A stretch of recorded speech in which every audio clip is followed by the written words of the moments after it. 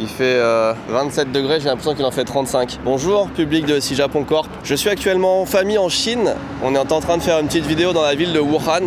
Et très bruyant cette autoroute. On était en train de faire une petite vidéo et puis c'est fini, ça s'est très bien passé. Et pour le dernier jour, on voulait aller faire un espèce de marché. Les marchés à la chinoise qui sont couverts, où t'as plein de trucs à l'intérieur. Et le taxi nous a déposé là. Et je me suis rendu compte que le marché d'un bout à l'autre, il fait 1,5 km je crois. C'est absolument énorme. Enfin, je vois pas le bout. Ça se trouve, il n'y a rien, c'est nul. Mais regardez, si je prends la caméra, que je vous monte par là-bas, tout au bout là-bas, et que je vous monte dans l'autre sens, alors on voit pas le bout. Et pareil, c'est pareil en face aussi. Voilà. Donc je sais pas, je me suis dit, je vais vous amener avec nous cet après-midi. On est en famille, il y a Akiko derrière. Akiko. Hi. Bonjour. Bonjour. Jusqu'à maintenant, partout où on va en Chine, enfin en tout cas dans cette ville-là, mais bon, c'est valable pour toute la Chine, hein, c'est tout le temps impressionnant. Là, il se passe des trucs. J'ai hâte que les vidéos qu'on a faites ici sortent parce que franchement, c'est incroyable. En face, apparemment, il y a de la pub pour la vaisselle. Ici, pour des meubles. Bon, il y a de tout, hein. Allez. On va littéralement rentrer sans réfléchir par la première rentrée qu'on trouve. À la base, on voulait juste aller manger un truc. Il se trouve qu'on a déjà fait plusieurs marchés à l'extérieur. Et on s'est dit, on va changer, on va prendre un couvert, surtout qu'il commence à faire chaud. Là, on est dans une partie outlet avec des chaussures 361 degrés. Je connais pas du tout cette marque. C'est une marque que je connais pas, ça m'inspire moyen. On est dimanche, il y a personne. Le truc il fait des centaines de mètres de long, de large, de travers, de hauteur. J'ai l'impression il y a 20 personnes à l'intérieur, c'est assez fou ça. Ça doit être en fonction des endroits. Là apparemment on est aux endroits des chaussures. Parce que quand tu choisis sur genre Google Maps, et Map tu vois, ou Didi, les applis chinoises, ça te demande dans quelle zone du marché tu vas aller. Je pense qu'on a dû mettre la zone des chaussures, mais tu avais la zone des meubles, la zone d'un petit peu tout. Donc là on arrive au milieu de nulle part. Bon, on vient vous rechercher dans une heure. Ça m'a fait peur aussi. Le jouet vient littéralement de dire Papa, Asobo, yo. Si vous avez la ref, c'est très triste hein, comme ref. J'ai entendu Akiko crier, putain. Nani? Tarleta, il s'est cassé la gueule.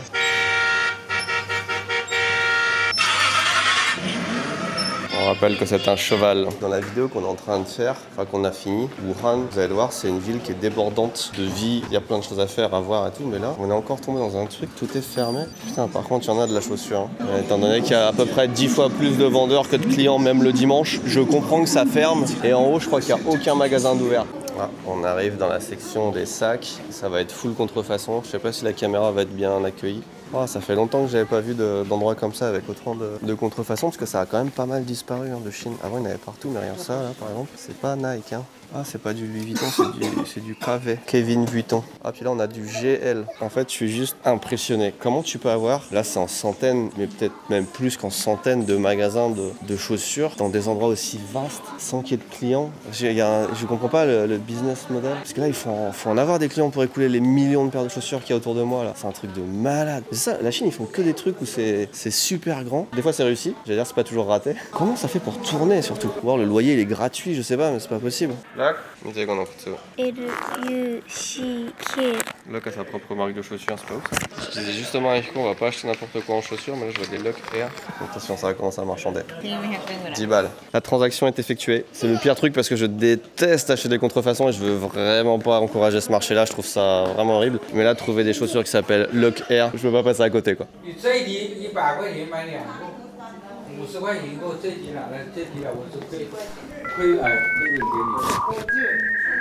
On a des chaussures à 1 € là. La chaussure ou les deux du coup?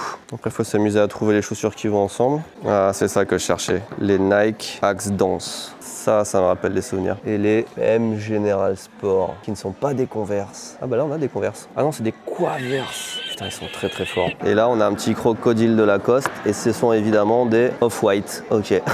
J'adore ça, on va chercher les espèces de contrefaçons et l'originalité dont ils font preuve. N'importe où je regarde, tu vois là regarde j'ai une boîte de Nike, c'est pas des Nike, c'est des...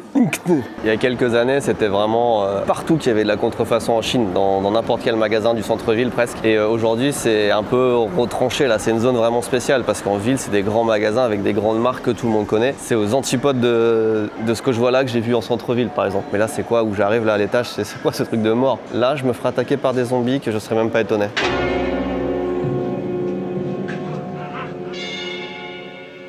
Ah ouais, putain, c'est quoi ces couloirs? Qu'est-ce qu'on fout là? C'est que des magasins fermés avec des stocks. J'ai un vieux stock de vieilles valises à l'air libre. Voilà, ça c'est un coup de Trump qui augmente les les tarifs à la douane et boum, t'as du stock partout dans les couloirs de serpillière parce que ça se vend plus aux États-Unis. C'est la seule explication que je vois. Putain, mais Mais yo. Il y a quelqu'un qui a fermé une porte, mais je sais pas qui. Ok, c'est la dame en carton. Il y a des gens qui travaillent là, qui doivent croiser 3 personnes dans leur journée de travail, tellement c'est vide. Oh, il y a quelqu'un là-bas aussi, il y a quelqu'un là-bas, on n'est pas tout seul. Tanoshi. Ok, lui il s'amuse, elle a peur. Si on prend cette passerelle, je suppose qu'on arrive dans un autre bâtiment. Ah, ça sent la nourriture. Un autre bâtiment qui vend des choses totalement différentes. Ou qui est totalement autant abandonné, on va voir. Ah merde, il y a un cadenas. Putain. Il y a quelqu'un qui est passé en scooter, on est d'accord. Alors qu'on n'est pas du tout sur une route, hein. On est dans un immeuble. Les gens qui habitent ici en plus. T'as vu, il y a plein de livres, il y a plein de lits. Il y a genre une dizaine de lits. On a trouvé un passage vers le bâtiment d'à côté et apparemment c'est spécialisé dans la fourrure. Ah, pas le cuir, la fourrure. Je sais pas si c'est de la vraie ou de la fausse fourrure, mais en Chine ils s'en foutent un petit peu des droits animaux, donc animaux, des droits animaliers.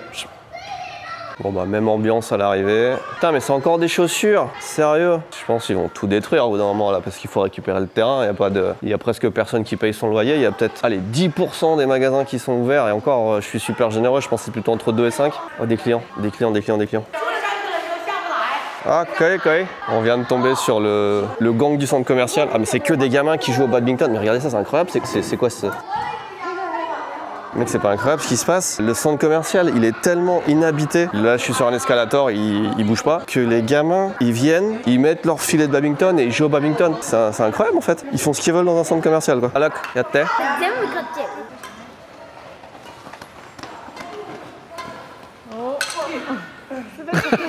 Ça c'est le truc que j'adore en Chine, c'est qu'on est dans un centre commercial et en moins de 2 minutes, je sais pas comment, Luck il se retrouve à jouer au badminton avec des enfants chinois qu'il connaît pas. C'est juste incroyable et c'est tout le temps comme ça. Ce matin on était au parc, on nous a invités à jouer à la toupie avec des fouets, enfin j'avais jamais vu cette activité là. À chaque fois qu'on va quelque part, les gens ils t'invitent à jouer avec eux, à parler avec eux. Il y a un aspect communautaire qu'il y a dans assez peu de pays, en tout cas plus les pays occidentaux, même au Japon et tout, c'est plutôt comme ça. Et ça fait super plaisir, c'est trop bien.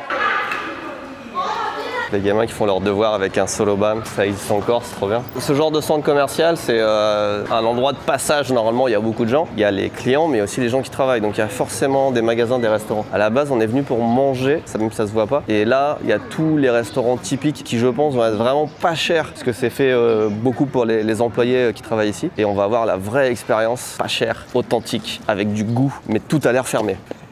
Ça, c'est un petit peu fermé. Ah, celui-là il est ouvert. Ah mais c'est des crevettes. Ouais, en plus il y a un menu spécial qu'Aiko veut manger donc on n'est pas sorti. De l'auberge. Ah allez, on nous invite. Un peu de mouton. Ah ouais, les prix sont quand même vénères là. On est vraiment rentré dans un restaurant tenu par la famille, donc il y a les 2 parents, l'enfant, il n'y a aucun client. Aubergine pas ouf. Finalement on se retrouve à manger dehors en plein milieu de la rue. Pourquoi? Parce que Locke, comme son père, a des problèmes avec les odeurs. Je trouve pas que le restaurant sentait spécialement mauvais, mais c'est vrai que ça sent un peu la graisse, la friture, je sais pas trop quoi. Et du coup ça ils se sentaient pas bien, du coup ils nous ont mis une table dehors. On est les seuls dans toute la rue. C'est un service un peu VIP et on va manger, je sais pas quel animal ils ont mis dans le plat, mais bon il y a des pattes, il y a de la tête, ça doit être un poulet. Comment? Ah, c'est un canard. Avant d'entamer tout ça, en tout cas d'aller voir plus loin, je vais vous parler un petit peu du sponsor de cette vidéo parce que cette fois ils nous ont vraiment beaucoup aidé. Je veux parler bien sûr de Ubigui. Et même si je vous en parle depuis peut-être 2 ou 3 ans de Ubigui, je vais vous donner des arguments que je vous ai jamais donnés parce que particulièrement en Chine, c'est super pratique. Il y a Luck qui vient de manger la tête du canard. Il a vraiment peur de rien. Ouais, c'était bon? C'est bon. Ubigui, c'est un service de carte SIM, enfin de eSIM. Donc c'est des SIM que tu mets dans ton téléphone mais qui sont pas physiques. C'est une appli que tu télécharges et tu mets du forfait téléphonique partout où tu veux dans le monde. De tous les pays où j'ai voyagé ces dernières années, il n'y en a pas un seul, je crois, où ça fonctionne pas. Donc c'est très efficace. Moi, j'ai que ça 100% du temps, même au Japon, c'est mon forfait principal. Le premier argument que je veux dire, c'est que c'est tellement pratique en fait que tu peux set up tous les pays dans lesquels tu voyages. Par exemple, là, on vient en Chine. J'ai mis mon forfait Chine avant de venir en Chine et dès que j'arrive dans le pays, j'ai besoin de rien faire. En fait, le forfait s'active automatiquement. Donc ça, c'est trop bien, c'est du luxe. J'ai pas besoin d'aller chercher une carte SIM sur place ou un machin comme ça. C'est vraiment le confort. Ah, trop. La nourriture en Chine. Faudra qu'on en parle sérieusement une fois, mais tellement incroyable. Si vous pensez connaître ce que c'est que la nourriture chinoise en mangeant chinois ailleurs qu'en Chine, vous ne savez pas ce que c'est que la nourriture chinoise. Mais en Chine, il y a un argument supplémentaire parce que vous le savez certainement, la Chine, c'est un pays super surveillé et l'internet est complètement verrouillé. Là, on a fait l'expérience. Akiko elle a pris une carte SIM chinoise, ça fonctionne, elle a internet, mais elle a accès à rien. Si je vais sur Instagram, l'appli s'ouvre, mais il n'y a rien quoi. Netflix, non, Netflix, il y a un message d'erreur, ça ne fonctionne pas non plus. Et en général, quand tu es touriste et que tu veux accéder à ces plateformes-là, qu'est-ce que tu fais? Tu mets un VPN. Seulement, la Chine se bat contre les VPN et un VPN qui marche un jour ne marche pas forcément un autre et ça débloque pas forcément tous les services. Là où Ubigui est très intéressant, c'est que ton adresse IP, elle est en France. Moi, j'ai accès, là je suis sur Wikipédia par exemple, hop. Donc ça c'est quand même un luxe incroyable et j'ai pas besoin de me faire chier avec un VPN. Ubigui, c'est vraiment les boss. Le pays où ça marche le mieux en plus, c'est le Japon. Enfin, ça marche bien partout, mais le Japon particulièrement parce qu'ils ont des contrats préférentiels avec les opérateurs japonais. Je vous mets un lien dans la description et si c'est la première fois que vous utilisez, vous avez une réduction de 10%. Donc n'hésitez pas. Encore une fois, en plus, ça aide la chaîne. Merci Ubigui vraiment d'exister. Vous nous facilitez vraiment la tâche à nous les voyageurs. Après cet incroyable repas, on reprend notre petit pèlerinage là dans la rue du désespoir. C'est vraiment tout fermé en fait. Enfin, paradoxalement, j'ai un magasin tout neuf en face de moi là. Voilà, ça aussi ça. Mais de l'autre côté, on a ça. On a un train abandonné, des magasins fermés. Vous voyez ce que je vois là-bas là? Je sais pas si vous voyez. Et mine de rien, on rigole, c'est vieux machin. Mais là-bas, il y a un truc Smart Logistic Park. Et en fait, c'est un des endroits en Chine. Alors je sais pas s'ils le font toujours, mais d'après ce qu'il y a marqué sur les panneaux, je pense qu'ils le font peut-être encore. Ils expédient des paquets en drone. Il y a plein de trucs super modernes dans cette ville. On en parlera dans les autres vidéos que je vais faire plus tard, mais ils font des expéditions, des paquets en drone. Tout ce qu'on pense qui sera dans le futur, ou tu sais, les faux futurs qu'on nous a vendus il y a 10 ans. Les Google, les Amazon, les machins, en fait ils le font tous en Chine. Il n'y a pas de peut-être on le fera, machin, non, c'est on le fait quoi. Bon, en vrai, je sais pas où sont les drones, vous avez peut-être un peu survendu le truc, mais c'est connu pour ça dans le coin, donc j'imagine que si on regarde longtemps dans le ciel. Immense bâtiment numéro 3, celui-ci apparemment est consacré aux meubles. Écoutez, vous entendez le bruit de la mort? Putain, c'est quoi ça? Mais c'est encore tout fermé, c'est un truc de malade. J'ai envie de chuchoter tellement c'est fou quoi, mais jamais je me suis retrouvé dans des supermarchés, enfin dans des centres commerciaux, surtout en Chine, où t'as aucun bruit comme ça. C'est bien, on s'amuse? Ah, non, non, on n'est pas là pour acheter un canapé. T'as le mec là-bas qui prend mes enfants en photo parce que je pense qu'il se fait chier. Puis tout le monde les prend en photo, c'est vrai qu'ils sont tellement beaux hein, quand on voit leurs parents. Alors, qu'est-ce qui se passe en meublerie? Ça a l'air lourd de fou. Toujours un petit portrait de Mao là-bas dans le fond. Hein. Oh, collé, voilà, pas mal ça. Ça fait vieux, mais ça fait pas mal en vrai. Ça, j'aime bien. Ça, dans l'esprit, il faut vraiment que je note l'idée parce que je trouve ça un peu cool. C'est pas vraiment les interactions qu'on s'attend à avoir dans un centre commercial, mais en même temps, paye ton centre commercial. Oh merde, il n'y a vraiment personne. C'est typiquement le genre de choses qu'on fait quand on filme pas, quand on est en vacances. Dites-moi si ça vous intéresse que de temps en temps, je vous filme des petites portions de vie comme ça, un petit peu moins reportage, un petit peu plus sur le vif, surtout quand on est dans des pays intéressants. C'est un peu ce que j'avais fait quand j'étais au salon Canton Fer, là, il y a 1 ou 2 mois. Et ça m'avait bien plu, l'expérience. Attends, parce que là, depuis tout à l'heure, il nous observe, lui. Qu'est-ce qu'il y a le plus en haut? Ah, il y a un nid. Il y a un nid en plein milieu du centre commercial. On dirait un truc de cigogne, ça doit chier par terre de fou. Ah, ils se sont fait des potes en bas. Ah ouais. T'as un Ikea géant avec 3-4 vendeurs, 0 client. Tu vois ce canapé là, il y a marqué 8. Celui-là, il y a marqué 9. Ils ont tous une étiquette comme ça. Ça veut dire qu'ils les vendent à 80%, voire 90% de rabais. Il y a tellement personne, c'est presque s'ils les donnent quoi.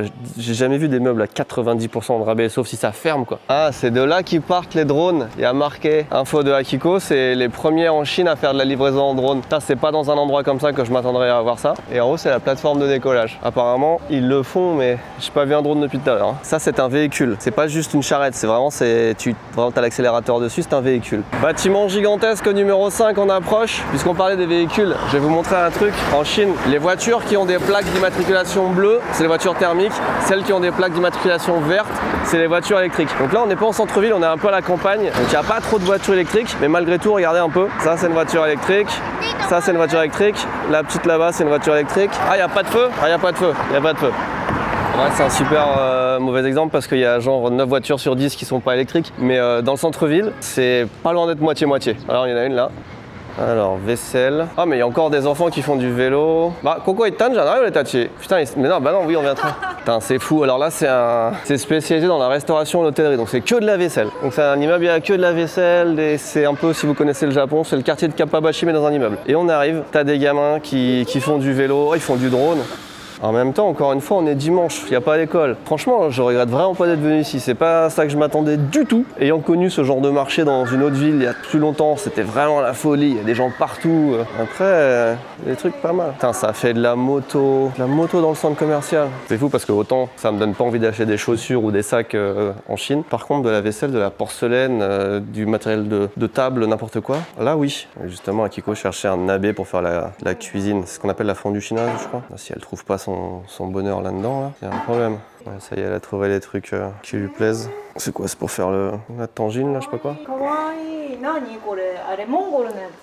Écoutez, on va pas faire 50 000 endroits comme ça et celui-là a l'air de plaire à Akiko qui est en train de faire tous les magasins un par un pour amener des trucs au Japon. Je vous propose qu'on se laisse là-dessus et vous aurez plus de vidéos sur la Chine dans quelques semaines. C'est trop bien ici, voilà. Et encore une fois, dites-moi si vous aimez bien cette petite vibe de on se balade ensemble dans un pays quel qu'il soit. Allez, à plus. Merci encore à Ubigui d'avoir sponsorisé cette vidéo. Je vous rappelle qu'il y a un lien dans la description et si vous cherchez un bon opérateur pour avoir accès à Internet à l'étranger, pensez à eux. Et dites-moi aussi si vous voulez qu'on refasse ce genre de contenu, si ça vous a plu, ces vidéos un petit peu spéciales. C'est très agréable à tourner en tout cas. Je vous fais des bisous, à très bientôt, lundi.